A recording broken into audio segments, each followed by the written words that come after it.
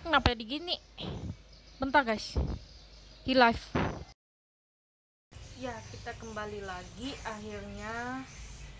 Oke, sebelum itu saya akan perkenalkan diri dulu. Kenalkan, nama saya Rizky Adame Madea. Saya dari angkatan Ilmu Komunikasi 2019. Nah, kemarin kita sudah membahas yang namanya teori komunikasi. Dan sekarang kita akan membahas tentang jurnalistik. Yo, siapa yang nggak tahu jurnalistik kan? Nah, di sini saya akan membahas 4 soal. Yang pertama itu adalah sejarah jurnalistik. Kedua, kenapa jurnalistik masuk ke dalam komunikasi massa. Yang ketiga juga ada tentang undang-undang pers. Dan keempat, ada 4 teori pers yang dianut oleh beberapa negara.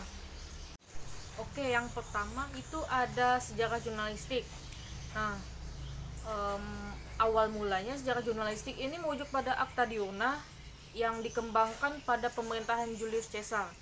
Nah, karena itu Julius Caesar dianggap sebagai bapak pers di dunia, bukan bapak saya.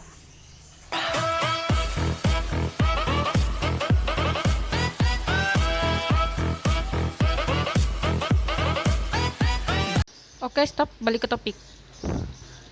Kemajuan jurnalistik semakin berkembang pada tahun 1450 dengan ditemukannya mesin cetak oleh Johann Gutenberg.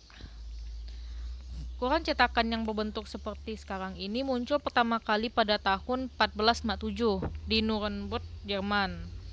Salah satu peristiwa besar yang pertama kali diterbitkan secara luas di surat kabar adalah pengumuman hasil ekspedisi Christopher Columbus ke benua Amerika pada tahun 1493.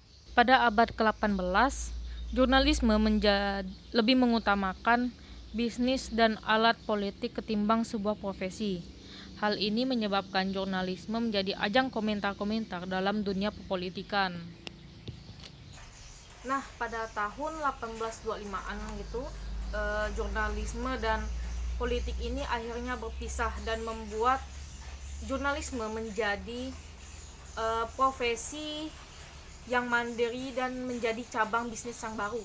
Di Indonesia, pers mulai dikenal pada abad 18 ketika sebuah surat kabar bernama Batavia's Novels diterbitkan dengan perusahaan orang-orang Belanda. Namun, pada era revolusi, pers dibagi menjadi 2 kelompok, yaitu pers Nica yang berpihak pada Belanda dan pers Republik yang berpihak pada Indonesia.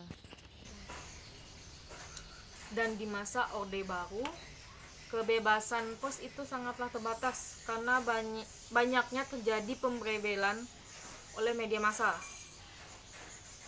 Tapi akhirnya di era reformasi, kebebasan jurnalistik berubah secara drastis menjadi kemerdekaan jurnalistik. Nah, Departemen Penerangan sebagai malaikat penyambut nyawa jurnalistik itu akhirnya dibubarkan secara yuridis, dan Undang-Undang Pokok Pers nomor 20 tahun 1982 itu diganti dengan Undang-Undang Pokok Pers nomor 40 tahun 1999. Gitu.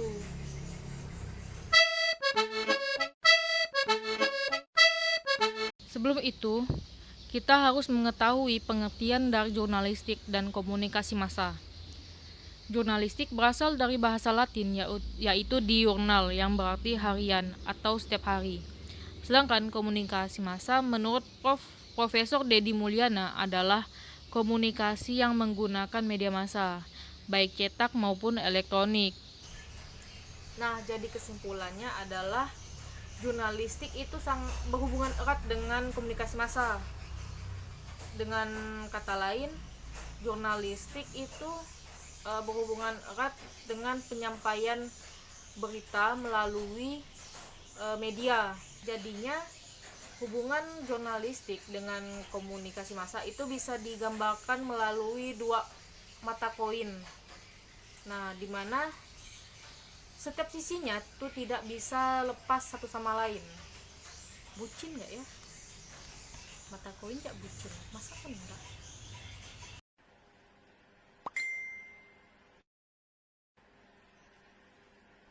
I like your eyes, you look away when you pretend not to care.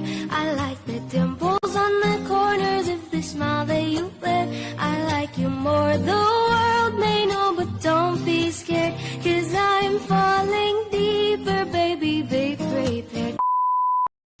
Dan yang ketiga itu kita akan membahas tentang Undang-Undang Pers Pasal 3 Nomor 40 Tahun 1999.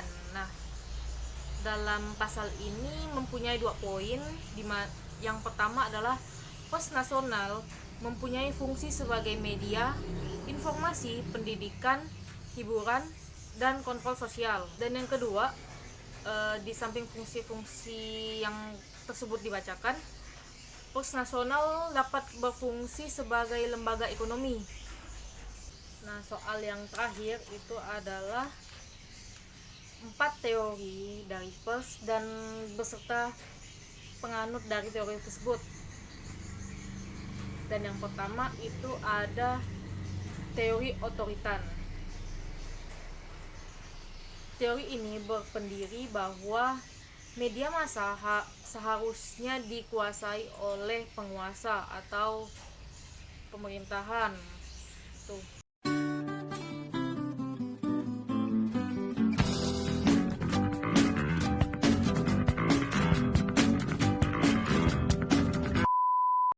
Hakikat dari pers ini yaitu media penguasa menyampaikan informasi yang dianggapnya perlu untuk diketahui oleh masyarakatnya. Negara dari penganut teori ini itu adalah negara Afghanistan, Myanmar, dan Korea Utara. Kedua itu ada teori libertarian atau teori kebebasan. Nah, teori ini menganggap bahwa pers sebagai sarana penyalur hati nurani rakyat dalam mengawasi setiap kebijakan yang diambil oleh pemerintah.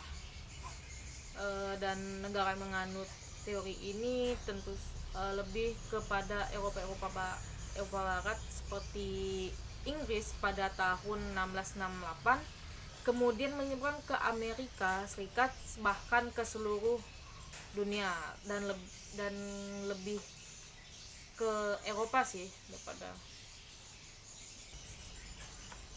Teori yang ketiga itu ada teori Soviet atau komunis.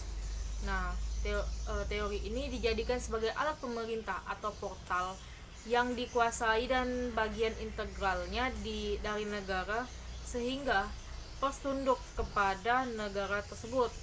Nah, dari namanya kita sudah mengetahui bahwa negara yang menganut dari teori ini ada Rusia, Republik Rakyat Cina, Hungaria, Kroasia, dan Korea Utara. Kim Jong Un.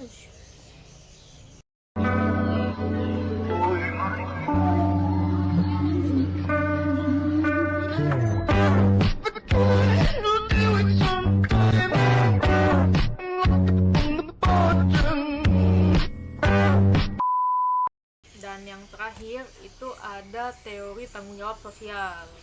Nah, teori ini mengemukakan bahwa kebebasan pers yang harus disertai dengan tanggung jawab kepada masyarakat dan didasari oleh norma dan hati nurani. Dan negara yang menganut teori ini yaitu negara Amerika Serikat dan negara Indonesia.